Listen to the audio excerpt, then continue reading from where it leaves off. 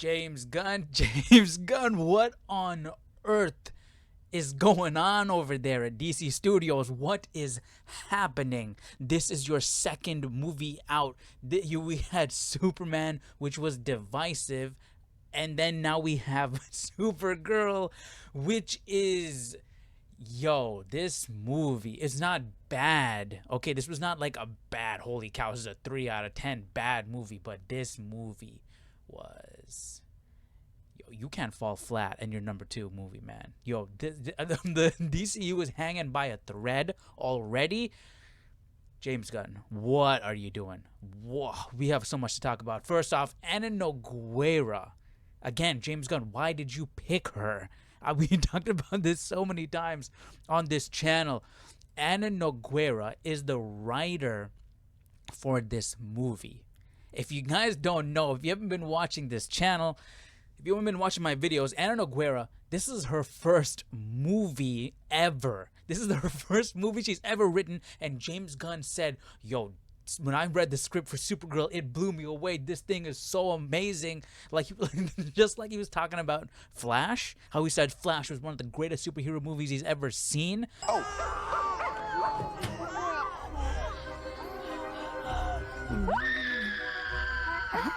He was talking about Supergirl, like this script was so amazing. I absolutely loved it. It was perfection. So much so that he hired Ana Nogueira to write Teen Titans and Wonder Woman. DCU is gone. It's dead. It's garbage. It's in the trash if this continues. It's over. It's over. If this lady is writing Teen Titans and Wonder Woman, yo, it's done. And Craig Gillespie. I've heard people say, like, okay, I like Craig Gillespie as a director. I never seen Cruella. Apparently, he did the Cruella movies. I'd never seen that. I never watched anything he did. But judging it off of Supergirl, let me just jump back to this. Judging it off of Supergirl, he's not a great director. This movie was a mess. The acting was subpar. It was not good. I have seen these people in this movie act in other projects better. Why? Because they were directed better. They were directed poorly over here. This movie was poorly directed, edited all over the place. The first act of the movie, it felt like scenes stitched together. And after the first act, I don't know if the movie glazed my brain over or something after that, or genuinely it got better. I don't know, but it didn't feel as disjointed as the movie went on. This video is going to have spoilers, by the way. From this point on, we're going to have spoilers, so let me just give you my rating real quick. It's a 5 out of 10. This is a 5 out of 10 at best. That's me being optimistic about this thing. This movie was mediocre. All right, now let's get into spoilers. I wrote some things down while I was watching it. So if you've watched the trailers for this movie, you know the movie pretty much. All right, they pretty much showed everything in the trailers. So at the beginning of the movie, Supergirl is going to different bars, partying and drunk and all that stuff. I can't blame the actor because I've seen her act better in House of the Dragon. When she was acting drunk, she felt more sleepy than drunk. Like, it just didn't, I couldn't buy the performance, and that goes for everybody. Lobo actually was better than I thought. When I saw the trailer for Supergirl, that was the part where I was like, okay, I'm checked out. Because if you guys remember, after watching Superman and then hearing about Supergirl, I'm like, I think Supergirl has the potential to be better than Superman, you know? I still had issues with Ana Nogueira and Craig Gillespie because I didn't know anything about Craig Gillespie, and then Ana Nogueira, she had, like, based off the short film and then based off of the absolutely no track record, why would you pick her? Makes no sense. You're taking a massive gamble, right? I felt like this movie is not in the right hands to begin with.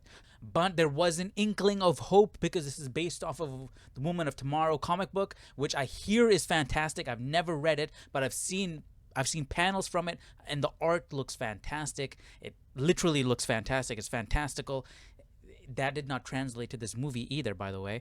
But it felt like it could be something different. At the very least, it would be a cool movie, a cool experience to watch. That's not the case. That's not what happened here. We got a mediocre, subpar movie. So yeah, after seeing Lobo in the trailer making his dumb cheesy MCU jokes, I was like, yo, I'm checked out. I have absolutely zero interest in watching this movie. Funny enough, he was a better part of the movie. That they showed the worst of him in the trailer, and the best is to come in the movie. I mean, he's underutilized. He's not a main character, side character. He's barely in the movie. He's not in there much. By the way, you guys already know I don't like the way he looks in the movie. I did a whole video on his design, right? He looks like a hobo, not a lobo. I watched an interview with Jason Momoa, and he talked about how he did not work a single second for this movie. And I mean, okay, yeah, obviously, if you look at it, okay, that makes so much sense. He's wearing a body suit. He's wearing a muscle suit. Now that makes sense why his face is so puffy. He's drinking that Guinness. He's got that puffy face, and it does not look good. Does not look clean. It does not look like low. Everybody wanted Jason Momoa to play Lobo. You know, he was literally perfect casting for Lobo. Back when he was buff and lean, back when he was Game of Thrones days and everything, but he can still look good. He just needs to work out and lose the weight and get rid of the puffy face, stop, lay off the alcohol for a second, you know what I mean? But yeah, his performance was the best thing about this movie. I would say, and that's not even that crazy, because his acting was also subpar. I've seen him act better than he did here in this movie. Everything about this movie was below average or below. I don't know, dude. This is like a movie is like a 5 or a 4, honestly. And here's the thing: not only was this movie mediocre, not only did they sabotage themselves by hiring these people to make a Supergirl movie, this movie sabotaged the rest of the DCU. This movie sabotaged the character of Superman because they doubled down on the whole idea that Superman is sent to Earth as a conqueror. They like Superman is Goku sent to Earth as a baby to conquer. It's like the Kryptonians are a Saiyan race or something. They doubled down on that. I was hoping that we had James Gunn reveal that in Superman, right? That Superman was sent over here as a conqueror, and Jor-El wanted him to rule Earth and all of that stuff, and the other half of the message. And James Gunn's like, oh, the message is real. I was hoping, beyond hope, that he was lying. That's not true, right? The message was a fake, but then he's like, look, you had people in the movie. That's why I had literally like experts look at the footage in the movie, right? And they verified that the message was real, and that was actually Jor-El and his wife talking about like, yo, they actually did send him as a conqueror. I thought that, hey, good idea here. That's actually Brainiac that altered the message. That's why humans couldn't even figure out that it was fake or not. He's just that good, and it's like it was Brainiac's plan all along from the get-go, and that's why he's going to be in Man of Tomorrow. But they doubled down on the fact that Superman was a conqueror sent to Earth here. That's what we learned in this movie. Why are we doubling down on this? See, this DCU is a mess. I'm telling you guys, this DCU is a mess. This was our one time to get things right from a failed DCEU, and now we're just doing a mess. We're creating a mess in the other direction. That's all this is. Don't even get me started on the music.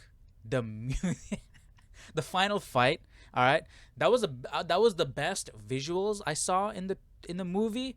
The slow-mo section, like when it's slow-mo and the punching, you saw it in the trailer. That's literally the best. That's the best this movie's got to offer. Those slow-mo shots, and then she's punching and coming and blocking, saving Ruthie, and punching and kicking and flying and whatever. That's the best visually this movie has to offer.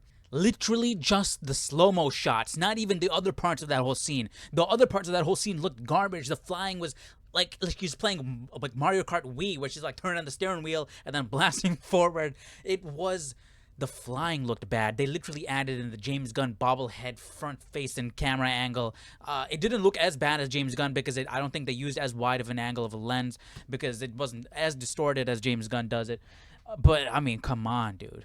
This is a multi-million-dollar blockbuster movie, and this is what you give us? Like, what happened? Where's the standard for cinema, for Hollywood? why is it dropped so severely? Why is the writing so bad, so generic, so bland, so it's literally this is such a simple story.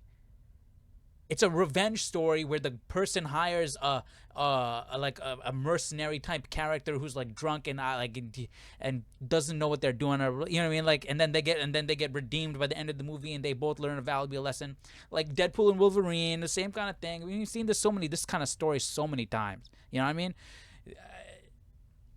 How do you mess this? How do you mess up something so basic? And on top of that, you're not doing anything original. You're basing it off of a comic book that people love. Just follow the lines, play Lego, connect the dots. Just do that. To go one by one, read the comic book and just put it on the page. People have been happy. People like that. But no, you wanted to change what was written in the comic book. You wanted to change that and do something creative, do something new, Mrs. Ana Nogueira, and then yeah, man, that's what happens when you trust someone with no resume. And here's the crazy thing: even if you're not worried about how this movie affects the rest of the DCU, you're just like a big Ana Nogueira fan, big Craig Gillespie fan, and you like this, you want to see their work, and you like this movie, and you're just watching this movie as a movie. It doesn't make any sense, dude. What's the point of this movie? You know what I mean? This is Supergirl, right? So she's a superhero. This is a superhero movie, and she's supposed to be saving people and all of that. Granted, I thought the shot looked cool at the end of the movie when she's standing over Krem's body, and you have like this deserted, dark, like grayish looking landscape, and you have this bright, hopeful, colorful, joyful looking suit in the contrast in colors, like this bright colored suit in this barren wasteland, and she's standing over his dead body, and this bright, hopeful, colorful looking thing is killing the guy. I thought visually that looked cool, but if you think about it, what did she learn in this movie? Where is the character progression? Where is it? There's nothing. It doesn't make any, like, it ended off with Supergirl coming back to Earth and like, okay, I learned my lesson. I've had my partying days. She finished it, right?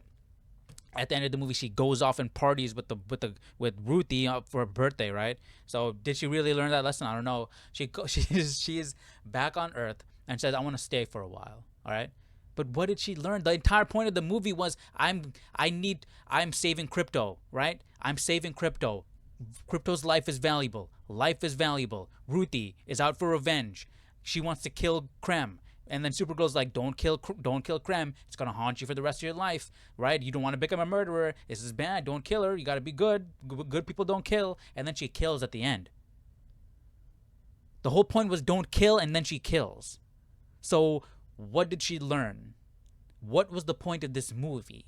Why? I don't understand. Makes no sense. Like, the only point of this movie, it felt like filler. We need another movie. Let's tell a story about Supergirl because we want a female lead, which is why you get Ana Nogueira. The whole idea of Krem being part of this all-male race that kidnaps women and ganges with them, and like, that's something she came up with. That's not in the comic book. She's that kind of a writer. The very stuff that caused the fall of well, I wouldn't even say that. People argue that caused the fall of the MCU, all that agenda stuff, you know what I mean? But I would say the MCU fell way before that. It just got so formulaic and generic and bland. They lost the creativity, and it was just bad, you know what I mean? It became lackluster. But anyways, that type of stuff you're starting off the DCU with, and you're giving this person Teen Titans and Wonder Woman. Congratulations, James Gunn. You just made the worst mistake in all of Hollywood. Like, why are you giving decision making? Why you put James Gunn in this type of position when he can't make decisions? He can't look at the decisions. I just don't understand. Is the DCU dead after this? I don't know, man. If you argue that the DCU is dead after this, you have solid argument. You have a solid argument. You have a more solid argument than opposed. There's less hope in the streets of the DCU. That's what I'm trying to say. I just don't understand, man. Like, what did James Gunn see in this? If he thinks this is good, is he just having to rep it because he chose these people and he's the head of the DCU and he needs to represent the brand and say this and believe in the products that they're putting out? Is that why? Or does he genuinely think this is good? If he genuinely thinks this is good, that's even worse. That's even worse. I mean, like, I have a couple of scenes I want to talk about. And it's just tiny little examples. The scene where she gets knocked out of the ship, out of the bus. First off, why are teleporting bandits, space bandits, stealing from people that take public transportation? What do you think you're gonna get? What do you think? You got to be the worst bandits on the face of the earth. You can teleport. First off, that's incredibly OP. Why doesn't everybody have those? Why do you only have them? And apparently, if you have the device, you can teleport, because Supergirl was teleporting with that thing. Why don't I? If I was Supergirl, I'd keep that thing. I'd put that in my pocket. Now I add another ability to myself. That thing is OP. So, first off, why are these bandits over? Why are these teleportating bandits exist in the first place? And why are they robbing public transport? You can teleport, and your decision is to teleport into a bus, a space bus? What are you trying to play, Rocket? What are you trying to play, Fortnite? I was about to say Rocket League. Why are you teleporting into a bus? To steal what? Pocket change and stuffed animals? Like, what are you there for? Teleport into some rich guy's house or something, at least, That's besides the point. Supergirl gets knocked out of the bus, okay? And she's floating into space. She was trying to get like a suit on, but she didn't get the helmet on, and she was floating into space. Build some intensity. Where is the suspense? Allow people to think like, obviously it's a Supergirl movie, she's not going to die. But you're seeing this from Ruthie's perspective. They tried to do it, but you need to try harder. You gotta do better. Here's the thing.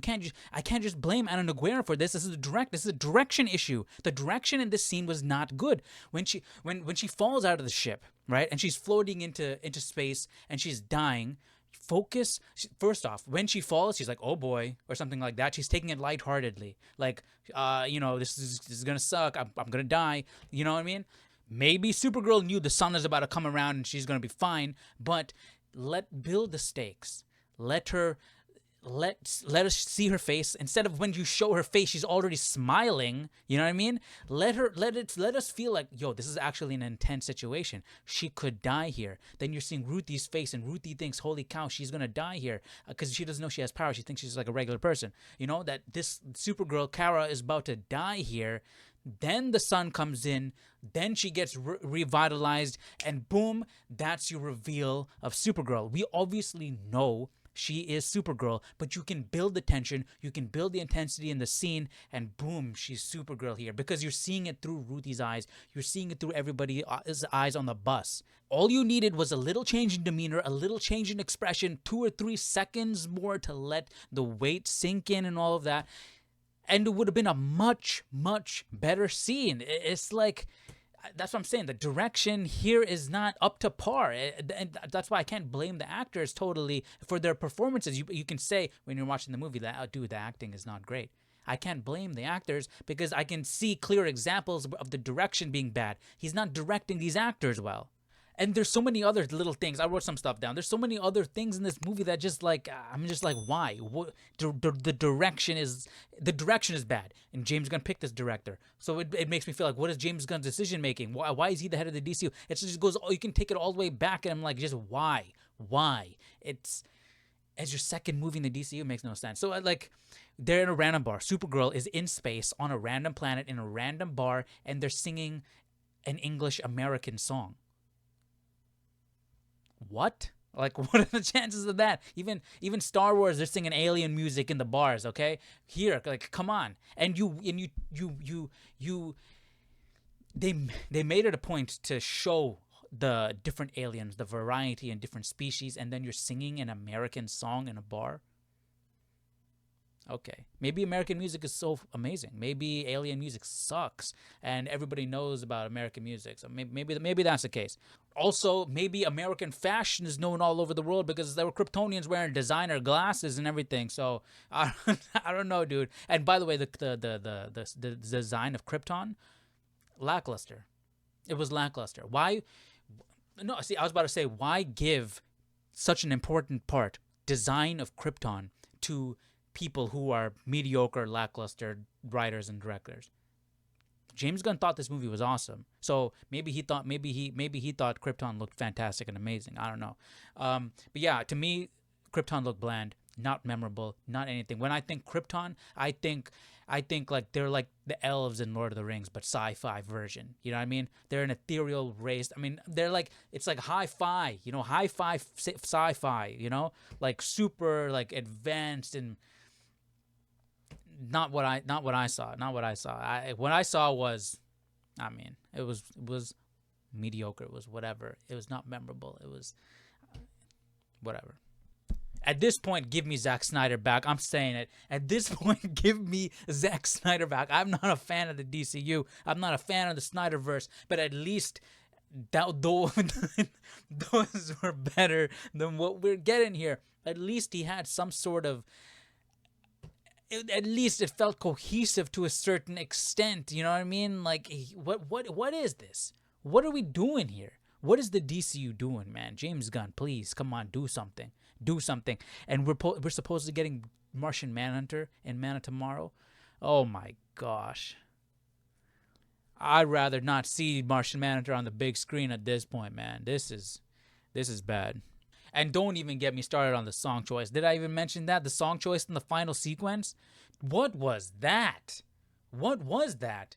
What are you thinking? What are you thinking? What are you thinking putting that song in the final fight of the movie? Tell me, what were you thinking? Were you not thinking? Or did you think that was really cool? Like, what is going on in your head when you make a decision like that? I genuinely don't understand. It doesn't make any sense to me. It's like you're trying to be James Gunn so hard by throwing contemporary music into a sci-fi fantasy movie, and then you just don't know how to pick music, and it was just so bad. Like, this felt like you were trying to be James Gunn, but you just came out of, you're still in film school. That's what this felt like. Like, frick, man, this movie was. By the way I'm talking, I don't know if I should lower this from a 5 to a 4. Genuinely, like, this is kind of crazy. It's like they didn't put any time or effort or thought into these things. It's like they didn't care. It's like, Supergirl got caught off guard so many times in this movie. Did she forget that she has super speed? Like, how are you getting caught off guard by a human strength? I could throw a screwdriver at Supergirl and hit her in the head. It's like she got caught off guard so many times in this movie. Why? Why fly yourself to a planet that has a green sun? Knowingly. Why? I mean, come on. And I'll just say one more thing, because there's so many things in this movie. With Krypto. Where was the urgency? Where was the sense of urgency? You said, holy cow, 3 days. 3 days and Krypto's going to die. He's my only link to Krypton, and I have no family. I'm literally wandering the universe trying to find where I belong, because I don't know where I belong. My family's gone, and Krypto's the only thing I have. And you have 3 days to find him an antidote, or he dies. First off, if it was me, I'm not trusting that 3 days. I'm trying to do this as fast as possible, just because some random medical lady in some hut in some random planet tells you got 3 days. I'm not pushing that. I'm not taking that for granted. I'm like doing this thing as fast as possible. And here we go. We have Supergirl taking her time. There's no sense of urgency. She's relaxed, she's chill, she's laid back, and then only in certain sequences she's like, I gotta get my dog, you know what I mean? I gotta do this. But there's so many times in which there's no sense of urgency in her action. This movie was mediocre at best. If five is no, dude, these scaling rating scales, I have trouble with that, because I don't watch bad movies. I try not to watch bad movies. So when it gets to 5 and below, it's kind of hard to figure out the rating. We were having a whole discussion yesterday trying to map out the ratings. Like a 5. What is a 5? A 5 is, to me, 6 is average, okay? Because an average movie, on average, I'm genuinely kind of liking what I'm watching. On average, a movie, at least I like it. You know what I mean? So 6 is average. 5 is just like, whatever. I don't freaking care. It's whatever. It's neutral, right? 5 is neutral, makes sense. You go up from there and you go down from there. 5 is neutral. 4, so 4 is like you're getting lower. So is this a movie of 4 or 5? I might bump this to a 4, dude. Like, this movie, Man. Anyways, if you did you guys watch it? If you guys watched it, let me know what you thought about it. Let me know down below in the comment section what you guys thought about this movie. If you haven't watched it, I mean, no rush. No rush. There's absolutely no rush to go watch something else, man. Go watch something else. You don't need to watch this. I did not learn anything from this. All you need to know is that Supergirl decided to come home. That's it. Nothing happened. I mean, like, nothing of consequence happened that you need to watch it to understand the larger part of the DCU. Nothing. So, I mean, if you want to skip out on this, fine. Skip out. All right. Anyways, let me know what you thought about this movie. Let me know what do you think about the future of the DCU. Do you think the DCU is dead? Is the DCU dead right now? Who is checking for anything DC related at this point now? Who? Unless it's Batman, who? Who cares? Who cares, honestly? Let me know your thoughts down below in the comment section. What do you guys think about this DCU? What do you guys think about this Supergirl movie? I'll see you all in the next one. Take care. Bye-bye.